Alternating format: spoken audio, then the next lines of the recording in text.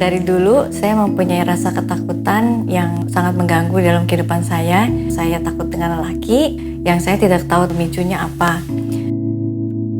Saat itu dengan pemikiran saya berpikir bahwa saya ingin mencari jawaban dengan cara pergi ke psikiater. Namun di saat itu jawaban yang saya dapatkan bahwa saya adalah gay. Saat itu dia memberikan saya cuma 3 jawaban. Pertama, kalau kamu mau ketakutan itu hilang, jujur sama orang tua kamu bahwa kamu adalah gay. Kedua, kamu bisa hidup seperti layaknya gay atau kamu kamuflase. Option dia kasih juga, saya merasa gimana ya, kayaknya yang saya pengen itu cuman bisa hidup normal lah saya, kenapa ya mesti begitu caranya gitu. Setelah mendengar vonis seperti itu, saya merasa saya tidak mempunyai masa depan, saya menjadi ansos, dan bahkan beberapa kali saya sempat terpikir untuk ingin mengakhiri hidup saya.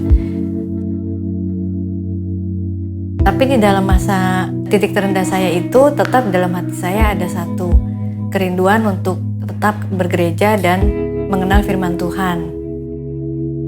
Pada suatu hari Minggu, saya melihat recent updates BBM teman-teman saya. Mereka bergereja di GBCC dan saya penasaran untuk datang ke gereja itu. Saya mencoba datang dan saya mendapatkan suatu pengajaran-pengajaran yang bisa saya mengerti dengan mudah.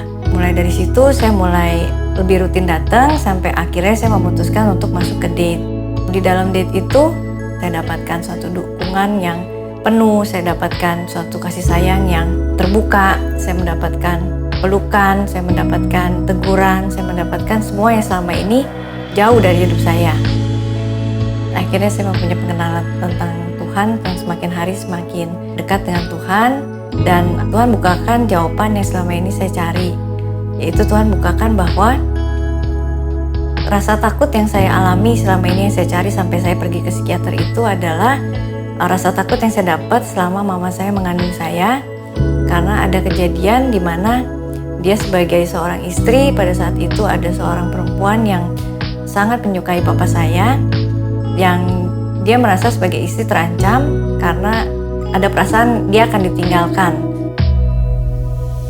Saya sekarang mengerti siapa diri saya mengerti siapa nilai diri saya. Tuhan gak pernah nyiptain sampah.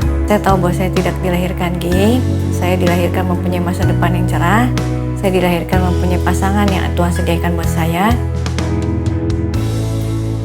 Orang yang tadinya benar-benar gak punya pengharapan sama sekali sampai mempunyai pengharapan adalah kasih karunia Tuhan, dan saya pegang semua janjinya karena saya tahu apa yang bisa Tuhan lakukan terhadap orang-orang yang menaruh harapan di atas.